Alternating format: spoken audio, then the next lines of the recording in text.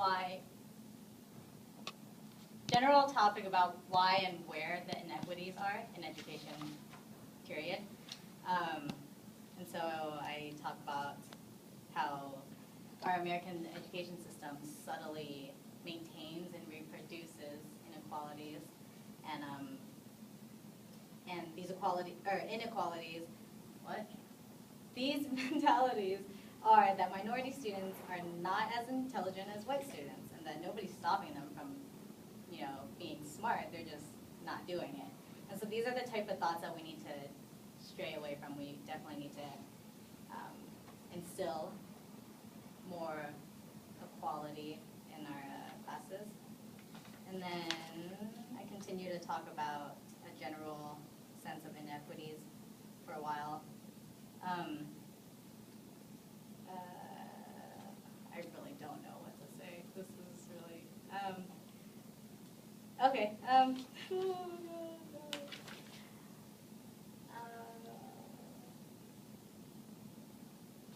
Okay, I have three parts to my paper. Okay, let's start there. One is language and how that plays a part in math classes and why it's an issue. And two, how culture is oppressed in our math classes and why that is an issue as well. And my last section of the paper is, what do we do about this now? How can we use culturally relevant pedagogy as a form of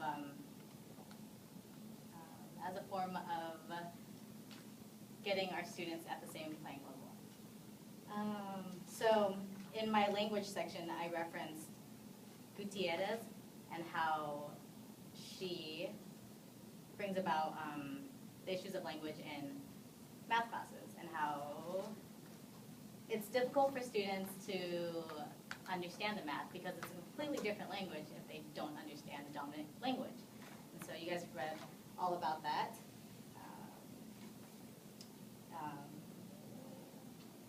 And then I talk about how there's a disparity between English language learners and non-English language learners. I don't know what to say to you guys.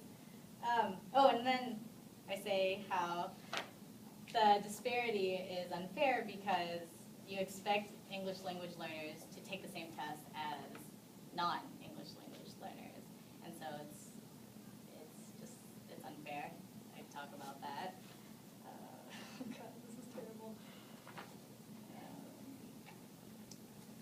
Then I go off into my culture section and talk about how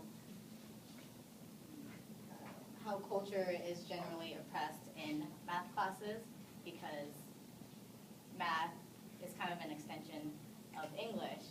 And so it's biasly built for the dominant culture because it's only taught in English, it's only expressed in certain answers, and it's very black and white. There's no room for any other culture to be let in.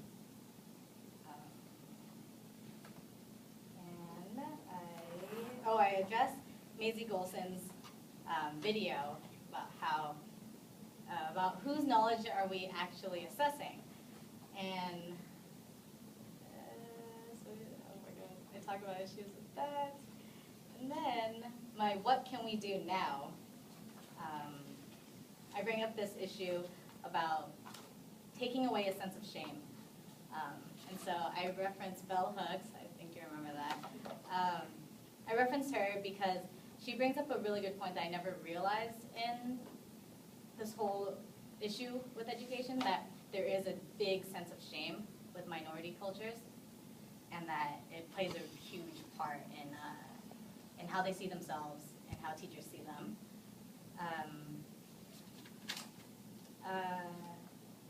Yeah, I talk about that, and so the sense of shame thing, Bell Hooks gives an example of herself and how she goes to college and the professor is like, oh, did you write this paper yourself?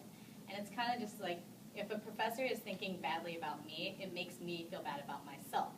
And so students in math classes can feel that because they're not, or students, mainly blacks and Latinos, who are in these math classes that are built for like smart white kids, they feel a sense of shame because they're outside of that. They're outside of the dominant culture, and so they feel like they don't belong, and that affects them and how they think and see themselves.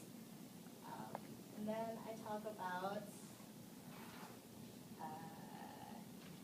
how we, as a society, shouldn't let these dominant culture mentalities affect our students, and we should welcome them regardless of race and ethnicity. And then I talk about Chris Emden, the hip-hop class teacher, and I know I even say in here, like, oh, I know it's about science, and I'm talking about math, but he brings up a really good point, too, that students need to feel welcomed in order to kind of motivate themselves. They need to feel like they're loved. And so for him to show us that students can come in with hats on, or students can come in with sunglasses on, that they are scientists and mathematicians too, regardless of like how you present yourself. And so he talks, and he actually has this quote that I started, or asterisk, that if you don't bring youth culture into the classroom, you exist in a space where you're only putting in an established culture. And that established culture is alienating someone. And so I thought that was really important because it's extremely true. And as teachers or future teachers, we need to accept students into our classrooms for who they are, because their backgrounds